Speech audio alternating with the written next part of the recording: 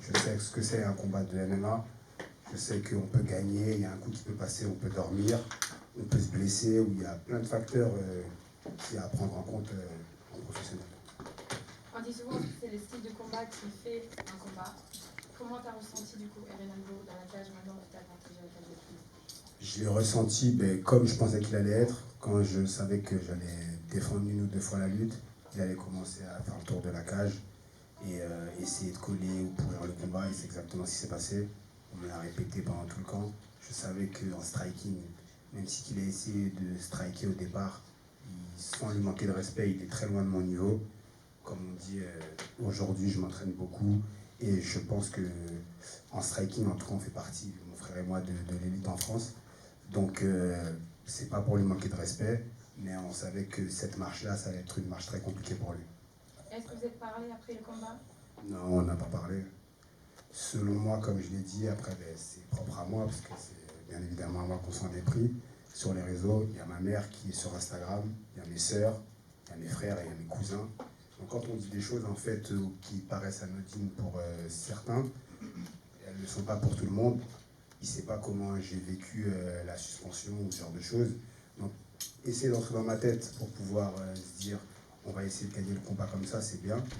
Mais je pense qu'il y a des lignes à pas franchir. Après, bien évidemment, ça, c'est propre à moi, mais en tout cas, voilà moi, comment je vois les choses. Merci. Damien, est-ce que tu as quelque chose pour la suite de prévu déjà? C'est ça que tu veux redescendre en 66? Pour l'instant, on va discuter avec l'Hexagone. Quand j'ai signé à l'Hexagone, je devais initialement combattre directement à 66 kg pour la ceinture. Du coup, il y a eu ce combat-là qui est tombé, qui n'était pas prévu du tout. Là, on va discuter, parce qu'aujourd'hui, je peux combattre à 70 et à 66. Mes prétentions à l'Hexagone sont les mêmes prétentions que j'avais à l'ARES, faire double champion. Donc c'est exactement pour ça que je viens à l'Hexagone. J'aimerais bien affronter Wilson Varela, qui est champion toujours, malgré sa défaite. S'il ne combat pas, faire une ceinture intérimaire ou autre à 70 kg. Pas contre Théo Ulrich, parce que on n'est pas du même club, mais c'est comme un petit frère et un partenaire d'entraînement pour moi, et que c'est quelqu'un que j'estime beaucoup, et aussi bien que sa team. Donc on en a déjà parlé. Et j'aimerais bien affronter David Gallon ou Wilson Varela. Je suis là dans cette organisation pour affronter les meilleurs, pour battre les meilleurs et avancer. Et sinon, ce sera Nika Kubakidze à 66 kg. Mais en tout cas, voilà ce que j'aimerais pour mon prochain combat. Et ça sera ou à 66 ou à 70. Ton camp a été long, tu penses recombattre 3 mois, 4 mois? J'ai besoin d'un peu de repos. Le camp a été très très très très long. J'ai fait 3 mois et demi de camp. Je ne sais pas si on se rend compte de ce que c'est. Mais là, vraiment, à la fin du camp, j'en avais marre. En fait, j'ai subi le camp à la fin et ça, c'était très compliqué. Mais c'est le sport, c'est comme ça. Il y a des fois, on peut être annulé. Au bout de 2 mois et demi, on m'annonce que mon combat il est annulé et que je dois attendre. Et après, je dois recombattre 1 mois plus tard. C'est dur, mais c'est comme ça. Donc vraiment, à la fin du camp, là, j'en avais marre. Mais mon coin l'a senti. Et ils m'ont dit, vraiment, il faut se reposer. Il faut penser à juste, même pas penser au MMA, il faut penser à autre chose. Merci à toi. Très bien. Félicitations pour ta victoire. On a vu ton frère qui commentait ton match, ton combat. Aujourd'hui, qu'est-ce que toi ça te fait de voir ton frère aussi proche de toi et dans un autre, il n'est pas dans ton camp pour une fois, mais il commence. Est-ce que ça a joué aussi de faire ça devant lui au niveau de ta perf? Alors c'est quelque chose que j'ai voulu personnellement. Il m'a dit on fait comme d'habitude le frangin, je lui ai dit non, tu vas mettre ton costard, ton casque, tu vas te mettre à la table des commentaires. Il m'a dit pourquoi? Il m'a dit je suis pas dans ton coin. Je lui ai dit non, je veux que tu commentes.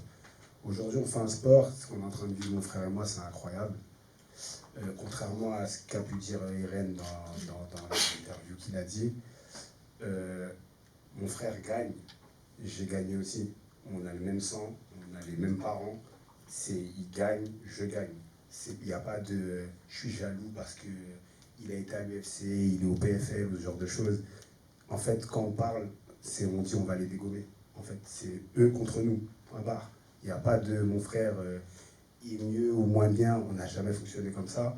Donc, ce truc-là, c'est. Voilà. Là, ce que j'ai voulu, c'est de vivre quelque chose d'exceptionnel. Mon frère, il est commentateur RMC. je me suis dit, au lieu qu'il soit dans mon coin, il va être à sa chaise de commentateur, il va commenter mon combat, il l'avait déjà fait à l'Octagone, mais c'était à distance. Et là, on a l'opportunité de pouvoir le faire. Après, ça peut bien ou mal se passer. C'est les aléas du sport, comme vous avez pu le voir ce soir avec Paul. Malheureusement, j'espère qu'il va bien, mais tout peut arriver. Ce sport-là, c'est pas une science exacte, vraiment, je le répète avec du recul. C'est pas une science exacte, il n'y a rien qui est gagné d'avance. Et ces deux hommes dans une cage avec une paire de gants, un protège-dents et une coquille. Merci à toi. Oui, vas-y. Merci. Damien, félicitations pour ta victoire. Avant le combat, il y a eu du trash talk. Maintenant que tu as la victoire, quel est ton ressenti et quel message veux-tu adresser à ton adversaire? Le ressenti, comme je l'ai dit, c'est que son trash talk, la réalité, c'est que ça m'a strictement rien fait du tout. Parce que ce qu'il a fait là en 2026, j'y ai déjà eu droit en 2022 avec Amin Ayoub à l'époque de l'ARES, qui n'avait pas du tout son niveau.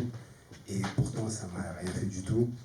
Aujourd'hui, ça fait partie du sport. Aujourd'hui, je suis vraiment conditionné pour pouvoir avoir ce genre de situation. Je combats à l'étranger contre une salle qui est contre moi. La bulle, elle se referme.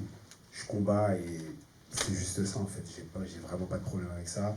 Si j'ai un conseil à lui donner, comme je peux donner à beaucoup de jeunes qui pensent aujourd'hui que le combat, c'est la communication, ça fait partie de la communication, mais attention de ne pas s'oublier dans ce qu'on va dire et de ne pas se mettre la pression soi-même. Là, ce soir, quand il me collait à la cage et qu'il ne strikait pas et qu'il entendait le public huer, c'est sûr que ça lui a fait quelque chose. Si je suis déjà passé par là, c'est garanti, ça lui a fait quelque chose. Donc, la pression, il s'était mise à lui tout seul. Moi, j'avais pas de pression, je suis venu faire mon travail. Je savais que dès qu'on allait sortir des phases de lutte, j'allais lui taper dessus encore. Et c'est tout, et je suis venu juste pour faire ça ce soir, quoi. Oui, Il y avait une stratégie particulière. Est-ce que tu t'es senti un peu déstabilisé? Comment tu as trouvé le niveau de ton adversaire? Non, je ne me suis pas senti déstabilisé. La stratégie, c'était pile poil ce qu'on m'avait dit qu'il allait faire. Il va défendre 2 fois. Tu défends 2 fois Damien et tu vas voir, il va commencer à faire le tour de la cage. Et c'est exactement ce qui s'est passé. Il savait que debout, je ne pensais pas qu'il allait essayer de striker. Mon frère, il m'a dit, t'inquiète pas, il va essayer de striker, tu vas voir, il va prendre la température. Et effectivement, il a essayé de striker au départ. Il a vu que ça allait être compliqué. Il a commencé à vouloir lutter. Quand il a vu qu'il y avait de l'opposition sur les phases de lutte, parce que c'est pas quelque chose où il a pu prendre un peu le dessus, c'était bloqué dès le départ. Il a gaspillé d'énergie, je le sentais.